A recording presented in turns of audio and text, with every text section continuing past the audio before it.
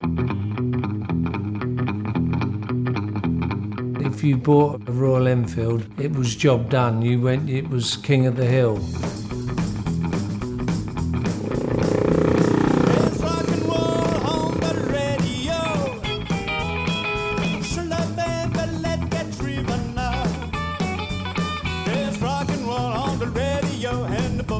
The origins of the Royal Enfield Continental GT 250, not only was it the best handling, but it was the fastest and lightest, and I think best looking available in the UK.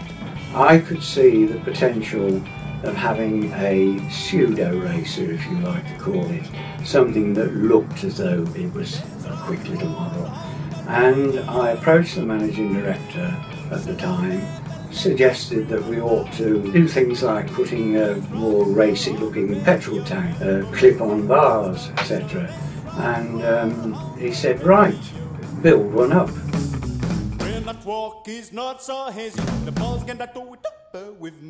The origin of cafe races grew up around London and the southeast of England.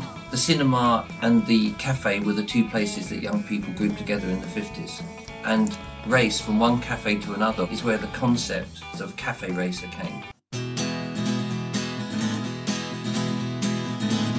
Press coined the phrase rockers. To define a rocker, it's just a strip rocker, bikes, leathers, rock and roll. The most iconic detail for a rocker would have been the leather jacket with jeans and a pair of strong boots. The young men would take the hottest bikes of the time, they'd lighten them, they'd make them more like the race bikes of the time. In the early to mid 1950s, you had something called ton-up boys. Ton is 100 miles an hour. If you could achieve 100 miles an hour, then that was it. You've made it. I'm the guy to blame. Reopening an establishment renowned for many things, but not particularly necessarily for its food. If you were a rocker and you came into here, normally at night, this car park would be full of rocker bikes and full of rockers inside. Everything had got to be a punchy rock beat.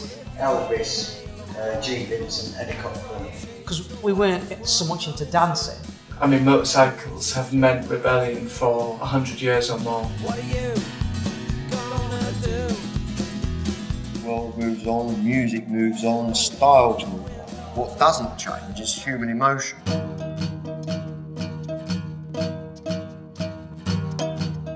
We approached Harris Performance and Xenofia for their support in this project. We sat down and designed the actual geometry, which is fork angle, trail, wheelbase, seat height, type of suspension, suspension movement, positioning of engine, gearbox sprocket position, crankshaft centre.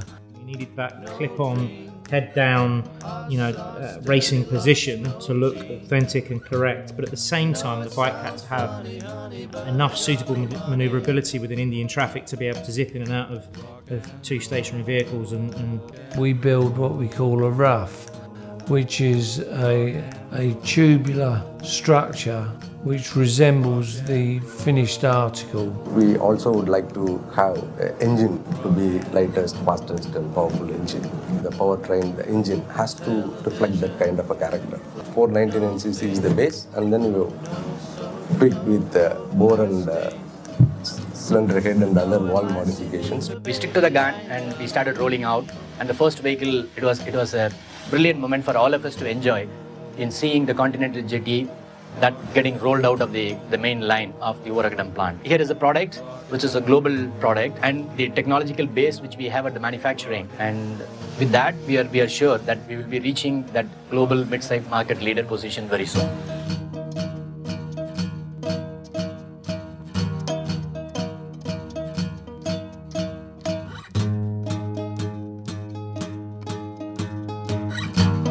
You should enjoy it. You should feel there's a cafe racer, there's a classic sports motorcycles there. So that's the overall intention. That's we put enormous effort in bringing that out. Routine, stale bread, cheap tea and beans. There's an old saying, if it looks right, it generally is right.